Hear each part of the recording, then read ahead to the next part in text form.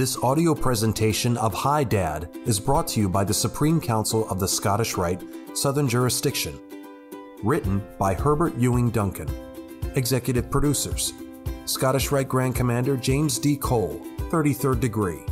Grand Master of DeMolay John Sellars and DeMolay Grand Secretary Stephen E. Crane. Narrated and produced by Matt Bowers, 32nd degree. Consulting producer Dean Alban, 33rd degree.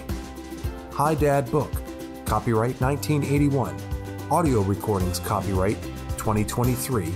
All rights reserved. For information on how you can donate to support this audio serial, visit DeMolay.org. Chapter 13. It is the beginning.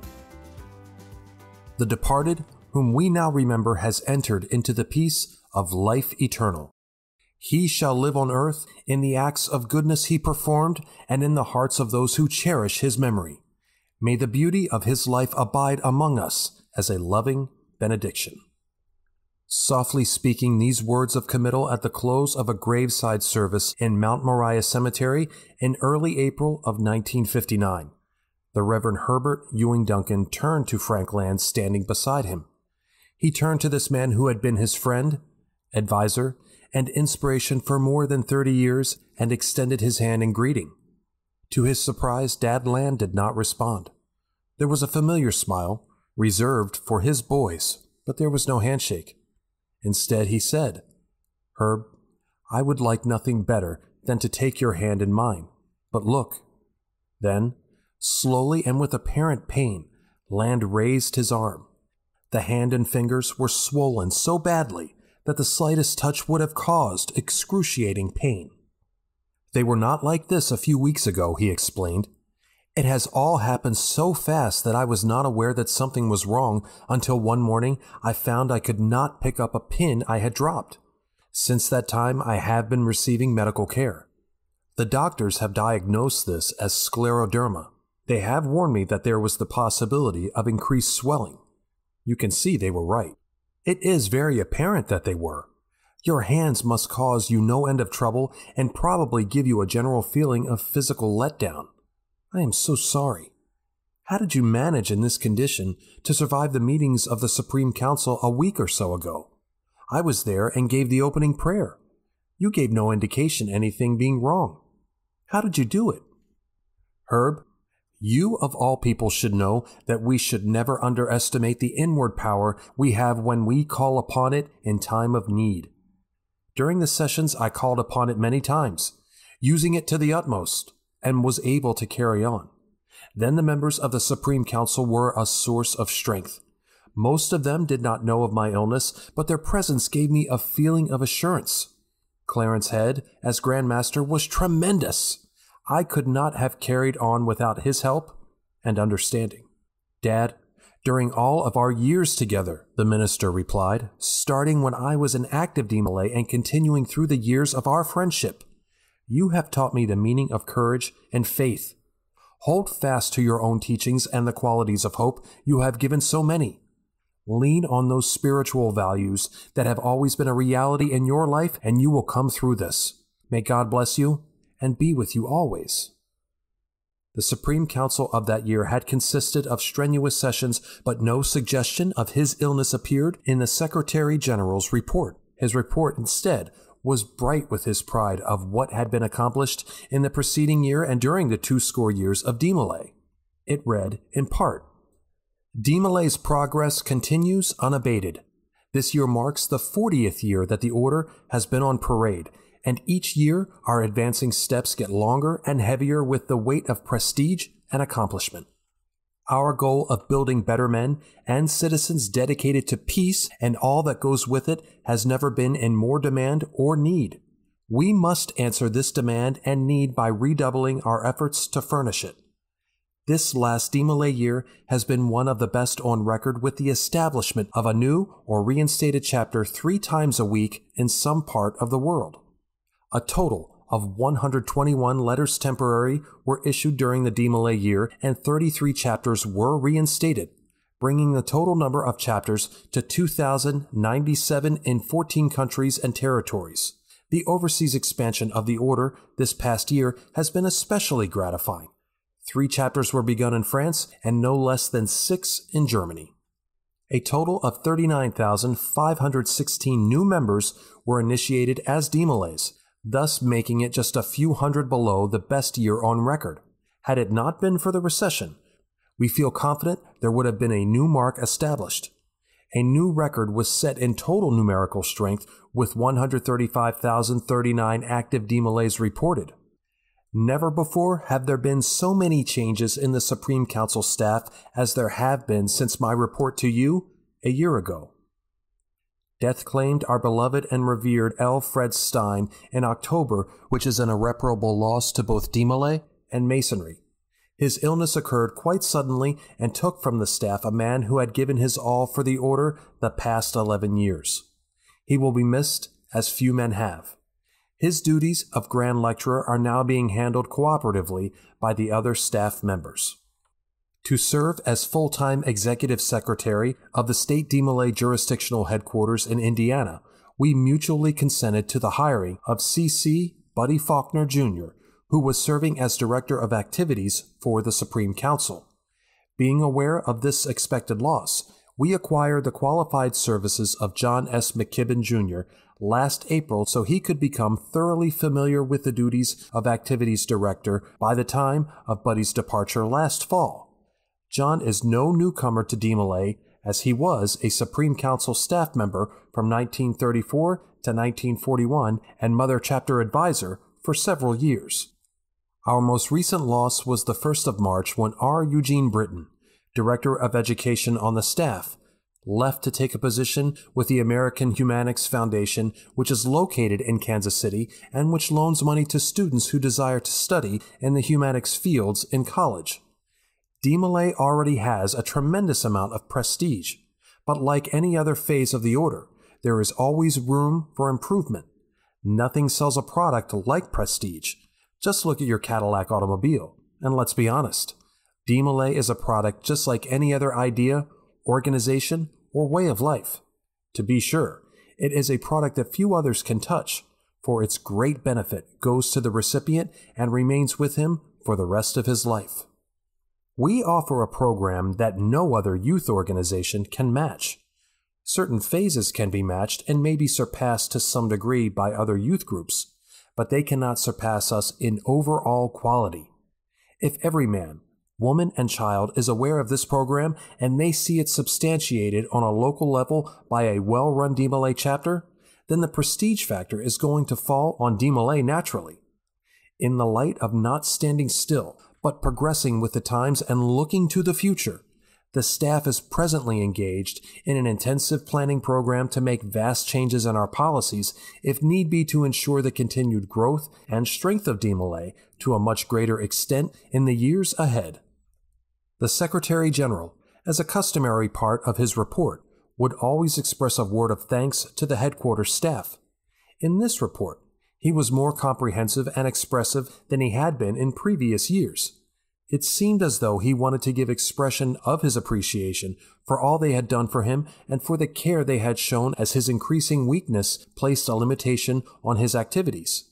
His first word of special thanks was to Charles A. Boyce. After 37 years, your Secretary General is beginning to run out of words to adequately express himself for the faithful and devoted service of Charles A. Boyce. He has not only been an efficient and tireless worker for DeMolay for these many years, but he has also been a conspicuously trusted and loyal friend. The best way I know to express his need to DeMolay is to say, I couldn't get along without him. Your Secretary General wishes to express his profound appreciation and gratitude for a job well done this past year to S.M. Battle, longtime Supreme Council Office Chief, who handles the multitudinous number of chapter reports with speed and efficiency. Harold Bergstresser, who has become so steadfast in his duties. Miss Mary E. Bush, whose capable knack of knowing the business habits of your Secretary General has lightened his burden tremendously. Roy E. Fitzgerald, whose efficient knowledge of correct administration procedures has enhanced the staff, who is in constant demand to handle perplexing problems formally confronting your Secretary General, and whose outstanding field work has contributed so much to the betterment of the Order. Gorman A. McBride, whose diligence and persistence in membership procurement has paid off so handsomely each year. Ed Lawrence, who has this year been employed as head of the accounting department, showing his skill in accounting techniques with his rapid acclimation to the job. We were indeed fortunate to obtain Senior DeMolay Richard E. Harkins as Director of Public Relations and Editor of the Cordon. Though young in years, he is wise in the fields of public relations, publications, and youth work. Richard holds both Bachelor of Arts and Master of Arts degrees in journalism and public relations from the University of Oklahoma and came highly recommended from several quarters. His practical knowledge and experience with newspapers, yearbooks, promotional material, and youth groups was very extensive in high school, college, and the U.S. Navy. His zeal, enthusiasm, and fresh ideas can already be clearly found in our programming, even though he has been with us but 6 months. You will be hearing quite a bit from this young man in the months to come. My word of special thanks is extended to all the other members of the Supreme Council staff who have so loyally accomplished the tasks assigned them and contributed so much cooperation in providing better service in behalf of the movement. The glowing energy of his report to the Supreme Council was a physical strain, and it was only with courage, faith, and an unfaltering devotion to his work that carried the founder of DeMolay through the following weeks. The stiffness of hands and arms became increasingly intense. The cold of early spring penetrated his body and seemed to cling with a relentless grip. It was suggested that the warm climate and the sun of La Jolla, California, might help. It did bring relief, but on May 22nd, he entered the Scripps Clinic and Foundation for treatment, to remain until May 31st. In early June, he returned to Kansas City to once more take up the work that now seemed more important to him than ever. "I must finish my work," he would say when his friends urged him to stay away from his office to rest and relax. His condition did not improve as he had hoped it would, and he became convinced that he should seek additional examination and treatment. At the suggestion of his doctors, he flew to Rochester, Minnesota on July 21st to enter the Mayo Clinic. 2 weeks after examination followed, and he was advised that there was no definite cure for the disease, and the medication then available was effective in only 30% of the cases. He was cautioned against working or exerting himself in any way, but he simply repeated what he was to say so often: "My work must go on. DeMolay must go on." On his return to Kansas City, he wrote to the nurses of the hospital to thank them for the courtesies they had shown to him. "You certainly did everything possible to make my stay a worthwhile and pleasant one." In a letter to Dr. Harold Perry, his physician at Mayo's, he expressed his thanks to him and his associates for the many kindnesses rendered to him. He reported that he was feeling wonderful except for the tightness around his knees and a tense, taut feeling in his hands that made it difficult for him to lace his shoes and a few little things like that. His letter continued, "Now, these are minor complaints, but if you have any sesame that will help, they would cheerfully be received. Oh yes, I have gained 3.5 pounds in the last week, and, as I said earlier, I am feeling wonderful and spending the day at the office." There was no sesame, but with a renewed confidence and a triumphant spirit, he returned to his work, dictating letters, placing phone calls to associates across the nation, and making plans for the onward progress of DeMolay. Gradually, as the next 3 months passed, it became increasingly difficult for him to walk or to make use of his hands. More and more the headquarters staff took over his duties. They watched over him with concern and hovered over him with constant attention. As the summer months passed, he was able to spend only a part of each day at the office, and finally in late October he found it too difficult to leave his apartment and became resigned to carry on his work through the members of the staff. An hour past midnight on November 3rd, he awakened with such deep pain and nausea that he called to his wife, "Nell, I do not feel well." She immediately called for an ambulance, and at 2:30 a.m. he was admitted to the emergency room of St. Luke's Hospital. He seemed to slowly recover during the next few days, even though a severe cold aggravated his illness. His condition was listed as pulmonary edema. Charlie Boyce was constantly at his side. On Sunday, November 8th, 1959, as he was leaving the hospital, Charlie stopped at the nurse's station. There he was told that Frank had been having poor nights, seemed to be much better during the day, and was not in danger. It was an erroneous report. That evening, as darkness came over the city, a call came from the hospital to the Land Department. "Mr. Land has become much weaker. He has slipped into a deep coma," a nurse reported. "The doctor indicates the end could come at any time. I suggest you come at once." It was decided among the members of the family that only Nell and Frank's sister should go to the hospital. It was thought best for the mother to stay in the apartment under the care of her daughter, Irene. The pioneer stoicism of these women did not allow for tears, but each felt in their heart the nearness of death as though hearing the rustle of silent wings. The two women entered the hospital room, and in the dim light were conscious of the flowers that in their abundance seemed to pay tribute to life and death. Frank was so quiet. His color blended into the whiteness of his bed, though there was a serene smile about his face. His breathing, under the influence of a deep coma, seemed still. For just a hushed moment he sensed the presence of these two who stood at either side of his bed, their hands so lightly touching his. Slowly the eyes opened and showed recognition, and then closed as he lapsed into the world of shadows and the unconscious. Who among the living knows the thoughts that wander across the mind of one who is responding to the beckoning call of death? Perhaps there is a review of life that has been lived, of ideals that have been cherished, and the thoughts that served as incentive and inspiration. Dad Land perhaps saw the vague pictures of a schoolboy preacher, of 9 young men listening to him, thrilling to ideals and the information of a club.